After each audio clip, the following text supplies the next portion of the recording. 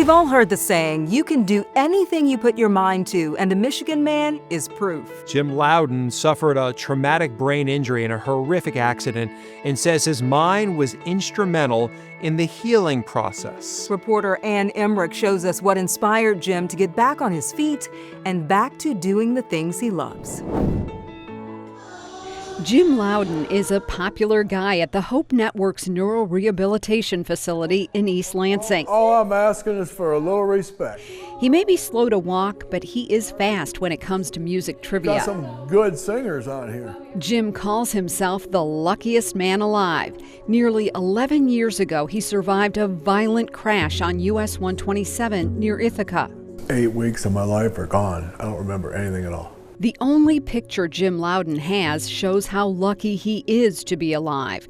He was driving this motorhome when a truck traveling the other way blew a tire, flew over the median, and struck him head on. I was tumbling head over heels through space, I remember that, which was really kind of cool. But when I actually came back to Earth, it was in a bed in Oakwood. Oakwood in East Lansing is an inpatient transitional rehabilitation center. Jim has lived on the campus ever since, his mind pushing him on a long journey to become independent. I was bedridden, and just to be able to stand up. How long did that take? Forgive me, I get emotional easy. Emotional because many of Jim's injuries could have killed him. Along with a traumatic brain injury, he had a brain bleed, a fractured skull and bones, broken ribs, and a punctured lung. I never liked people helping me, so this was bad. And being pushed around in a wheelchair, I really didn't like, because you're not independent. At home, I had a swivel on it so it could just go around and around. While his body was broken, his mind was motivated. I told my cousin I've been ice fishing every year since I was 5 years old, and this year I wasn't going to make it. He took me. They pulled me out of the ice on a sled. Jim really is a powerful story for others to follow, because even though he still needs help with some things, he's a pretty independent guy.